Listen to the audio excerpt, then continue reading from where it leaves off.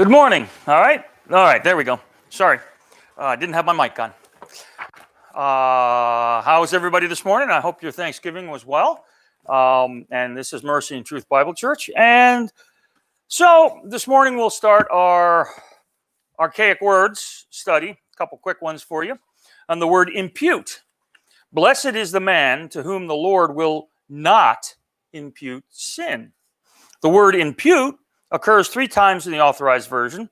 It also appears 8 times as imputed, twice as imputeth, and twice as imputing. It's from the Latin verb imputare. It means to bring into a realm. To impute is to attribute, assign, assess, regard, or reckon something to someone or something. Okay. Now I know what I wanted to look at. Sacrilege. Thou that sayest a man should not commit adultery, dost thou commit adultery? Thou that abhorrest idols, dost thou commit sacrilege? And that's from Romans 2, verse 22. The word sacrilege occurs only once in the Authorized Version. It comes from the French word, which is a word of the same spelling, meaning the stealing of sacred things. Thus, sacrilege means stealing or misappropriating what is consecrated to God's service or profaning anything held sacred. Our modern versions have unanimously updated sacrilege to robbing temples. Okay, vestry. And he said unto him that was over the vestry, bring forth vestments for all the worshippers of Baal. And he brought them forth vestments. The word vestry appears only once in the Authorized Version. It's akin to vestments, and sometimes from the French vestiaire, a wardrobe. Both vestments and vestry are ultimately derived from the Latin vestus. Vestments and vestry are clothing.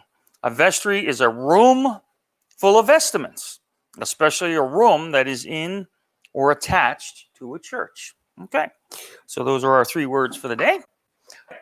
This morning, we're going to take a break from our, for the next couple weeks, we'll probably take a break from Revelation. But today, we're going to visit a biblical term. And that biblical term needs to be desperately understood by America these days. And that word is reproof. So we need to find the definition of the word reproof. Reproof, according to Webster's 1828 dictionary, is defined somewhat differently than most of us have assumed it to be, or even that we've been taught. You know, modern language has a tendency to change things. You know, as time goes on, everything seems to slip to the right, and by that I mean things seem to degrade. Just like the normal course of events, slang gets introduced, and people think they know what something means when it doesn't really. Reproof is one of those archaic word definitions that most of us have actually forgotten.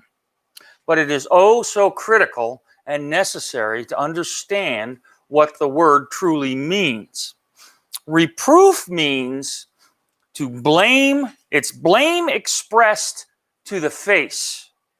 It's censure for a fault, reprehension, blame, cast, or censure directed specifically at a person. Okay? Now, does that surprise you? Because it did me a bit. I thought I really understood what that word meant. I thought what it meant was that you need to reprove things first taught.